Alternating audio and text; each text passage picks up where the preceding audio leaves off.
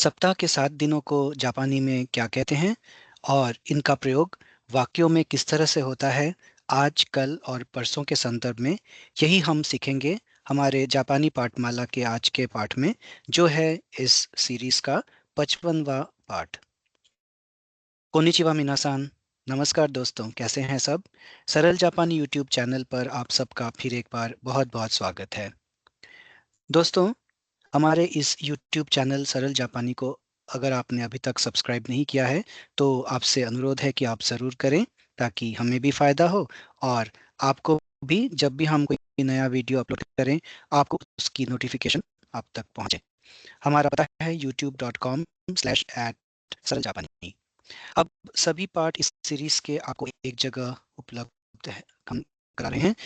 सरल जापानी YouTube channel के प्लेलिस्ट सेक्शन पर जाएं और इस प्लेलिस्ट पर क्लिक करें, सीखें जापानी हिंदी में जापानी पाठमाला। इस प्लेलिस्ट के तहत आप सभी 55 पाठों को एक साथ एक जगह पर देख सकते हैं।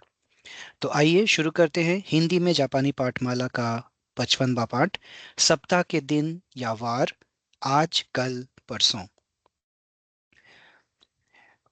जब सप्ताह के दिनों की बात आती है तो दो तरह के सिस्टम सामान्यतः नज़र में आते हैं। एक है भारतीय और पश्चिमी सिस्टम और दूसरा है जापानी सिस्टम, या फिर जापानी के साथ साथ चीनी और कुछ और देशों के लोग भी इस सिस्टम का प्रयोग करते हैं। तो इंडियन सिस्टम और वेस्टर्न सिस्टम क्या कहती है कि जो दिनों के जो नाम है वो खगोलीय, जो जैसे ग्रह नक्षत्र है उनके नाम के आधार पर है, जबकि जो जापानी सिस्टम है उसमें जो प्राकृतिक तत्व हैं उनके नाम के आधार पर सप्ताह के नाम रखे गए हैं। तो हमारे यहाँ जो है सूर्य के लिए रविवार, चंद्र से सोमवार, मंगल ग्रह से मंगलवार, बुध ग्रह से बुधवार, बृहस्पति ग्रह से बृहस्पतिवार, शुक्र ग्रह से शुक्रवार और शनि ग्रह से शनिवार। यानी कि ये सभी जो एस्ट्रोनॉमिकल बॉडीज है, सेलेस्टियल बॉडीज है, उनके हिसाब से ये नाम रखे गए हैं।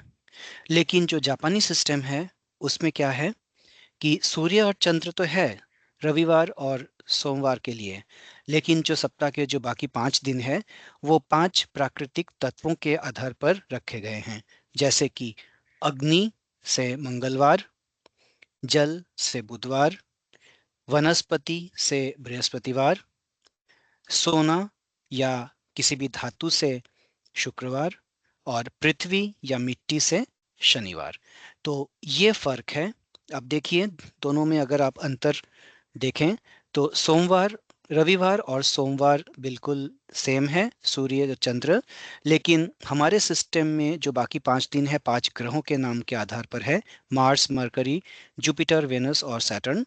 जबकि जापानी सिस्टम में जो 5 तत्व हैं, अग्नि, जल, वनस्पति, स्वर्ण और पृथ्वी, उनके आधार पर मंगल से शनिवार के नाम रखे गए हैं। आइए अब आगे और देखें कि किस तरह से नामकरण हो रहा है जापानी सिस्टम में। ये आप कांजी प्रतीक देख सकते हैं। सूर्य की कांजी है ये चंद्र की कांजी है, अग्नि की कांजी, जल की कांजी, पेड़ की कांजी यानी वनस्पति, ये सोने की कांजी और ये धरती या मिट्टी की कांजी। तो ये सब कांजी हम पहले ही सीख चुके हैं कांजी के एक पार्ट में। आपने अगर नहीं सीखा है तो आप पुराने वीडियो में जाकर इन्हें सीख सकते हैं। तो अब इनकी रीडिंग पर एक बार हम ध्यान देते हैं। जो सूर्य की जो कांजी है ओन्योमी में हम नीची कहते हैं और कुन्योमी में ही। चंद्र की कांजी ओन्योमी में इसकी रीडिंग है गेत्स और कुन्योमी में त्सुकी।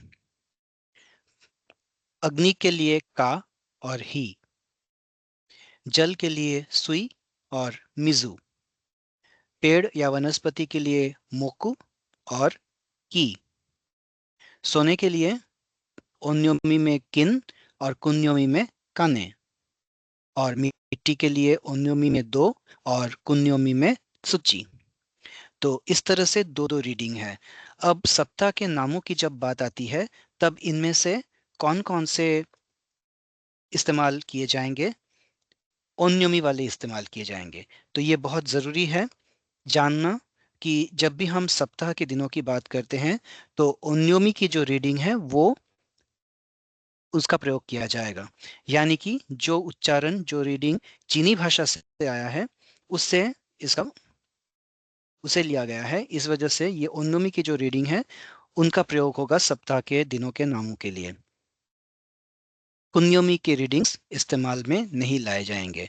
तो ये बहुत ज़रूरी है, ये सबसे फंडामेंटल चीज़ है। तो आप जितने भी कांजी प्रतीक देख रहे हैं, इनके जो ओन्योमी रीडिंग्स हैं, उनका प्रयोग होगा सप्ताह के नामों के लिए। तो आइए अब देखते हैं इनका इनका प्रयोग करके किस तरह से सप्ताह के नाम डिराइव होते हैं। अब देखिए, रविवार सूर्य निची, सोमवार चंद्र गेत्स, मंगलवार अग्नि का, बुधवार जल सुई, बृहस्पतिवार पेड़ या वनस्पति मुक्कू, शुक्रवार स्वर्ण या किन, शनिवार धरती या मिट्टी दो। अब ये हो गए नाम। अब इनके साथ कुछ और भी जोड़ना है, क्योंकि ये तो इन चीज़ों के नाम हैं। अब सप्ताह के दिन हमें निर्धारित करने पड़ेंगे इनके नामों से, इसलिए आगे ऐड होगा। ये कांजी प्रतीक है जिसका अर्थ है, जिसकी रीडिंग है यो, और जिसका अर्थ है सूर्य की रोशनी, या फिर दिन की जो रोशनी होती है, या जो चमक होती है, या फिर जो वीक डे होता है, कोई एक निर्धारित दिन होता है, उसके लिए इस कांजी का प्रयोग किया जाता है। तो ये कांजी अभी तक हमने सीखी नहीं है, काफ़ी कॉम्प्लिकेटेड है, इसलिए ये हम बाद में सीखेंगे। अभी के लिए बस आप इतना याद रखें कि ये कांजी हमें सनशाइन, डे लाइट या वीकडे के लिए इसका प्रयोग होता है। अब इसके साथ एक और कांजी जोड़ी जाएगी, ये है बी, यानी कि ये सूर्य की कांजी है और ये दिन की भी कांजी है। तो इन तीनों को मिलाकर जो बनेगा वो होगा सप्ताह के दिन का नाम। यानी कि अगर हम रविवार की बात करेंगे, तो ये होगा निची यो बी, निचियोबी, निचियोबी यानी रविवार। सिर्फ निची सूर्य को मीन करेगा, इसलिए सिर्फ निची लिखने से रविवार नहीं हो बन जाएगा। रविवार के साथ आपको योबी यूज ऐड करना पड़ेगा। योबी का अर्थ है सप्ताह का एक दिन। अब कौन सा दिन? निचियोबी यानी संडे। इसी तरह से गेत्सुयोबी मंडे, कायोबी मंगलवार, सुइयोबी बुधवार, मोकुयोबी बृहस्पतिवार, किनयोबी शुक्रवार और दोयोबी शनिवार। योबी, योबी यानी कि वार, योबी यानी वार या सप्ताह का एक दिन। तो एक बार फिर से हम दोहराते हैं। तो ये कांजी में पूरा लिखा हुआ है और ये हीरागाना में लिखा हुआ है। तो संडे यानी रविवार, निची यो बी। अब देखिए, ये दोनों कांजी सेम ही है। निची यो बी, ये नीची सूर्य के लिए, ये यो सनशाइन या डे लाइट के लिए, और ये बी एक दिन के लिए। तो निचियोबी, तो सेम कांजी दो अलग अलग मीनिंग दे रहा है। ये सूर्य का मीनिंग दे रहा है, ये दिन का मीनिंग दे रहा है।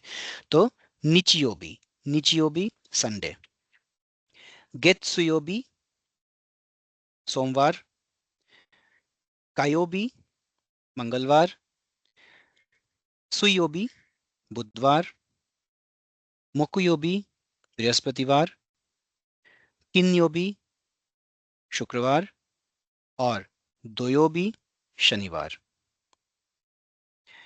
अब 3 दिन, आज, आने वाला कल और परसों, इन्हें हम जापानी में क्या कहते हैं? आज देखिए, केओ। आपने ये कांजी सीखी होगी। ये है अभी, इमा। इसको हम इमा भी कहते हैं, यानी कि जस्ट नाउ। और यह है कि दिन। तो जस्ट नाउ दिन, यानी कि अभी के अभी जो दिन चल रहा है, यानी कि ये दोनों को मिलाकर ये आज मीन करता है, और इसे हम कहते हैं क्यो। आने वाला कल यानी टुमारो, आश्ता, ये तो आपको पता ही होगा, ये हमने वोकाबुलरी में भी किया है। आश्ता, ये इसकी कांजी है। आश्ता यानी कि टुमारो, आने वाला कल। और परसों यानी कि आसाते, आसाते। तो ये दोनों कांजी अभी हमने की नहीं है, ये हम आगे चल के करेंगे कोर्स में, फिलहाल सिर्फ यही वाला हमने किया है। तो आप हिरागाना में इसे समझ लें, क्यों आज, आश्ता कल, आने वाला कल, और आसाते परसों। तो अब हम आगे आज के इस पाठ में इन तीनों को सप्ताह के दिनों के नामों के साथ जोड़कर कुछ साधारण से वाक्य बनाएंगे, ताकि आपको इनका प्रयोग समझ में आएगा। तो जैसे सबसे पहला उदाहरण है, आज रविवार है। तो इसे हम जापानी में कैसे लिखेंगे? देखिए, क्यो वा निचियोबी देस। क्यो यानी कि आज, वा ये सब्जेक्ट मार्कर पार्टिकल है, ये क्यो के लिए वा लगेगा क्योंकि यह सब्जेक्ट के बाद आता है, यानी विषय के बाद। निचियोबी रविवार, और है यानी कि देस। तो जापानी और हिंदी में जो सेंटेंस स्ट्रक्चर है, जो वाक्य का जो स्ट्रक्चर है, वो बिल्कुल एक है, जैसे कि सब्जेक्ट ऑब्जेक्ट वर्ब। तो ये एसओवी स्ट्रक्चर फॉलो करता है, हिंदी भी और जापानी भी। लेकिन अंग्रेजी में एसओवी नहीं है, एसवीओ है, यानी कि सब्जेक्ट वर्ब ऑब्जेक्ट। लेकिन हिंदी और जापानी सिमिलर है, जिनमें सब्जेक्ट ऑब्जेक्ट वर्ब इस सीक्वेंस में होता है। आज रविवार है, क्यों वा निचियोबी देस। बहुत आसान। कल सोमवार है। अब आप बताइए, कल सोमवार है, ये कैसे होगा? कल के लिए हमें क्या मिला था? आश्ता। तो आश्ता वा गेत्सुयोबी देस। आश्ता वा गेत्सुयोबी देस। कल सोमवार है। Tomorrow is Monday. इसी तरह से परसों मंगलवार है। आसाते वा कायोबी देस। आसाते वा कायोबी देस। ये हिरागाना में लिखा हुआ है, अगर आपको कांजी समझने में आपको तकलीफ हो रही है तो हिरागाना में भी लिखा हुआ है। क्यों वा निचियोबी देस।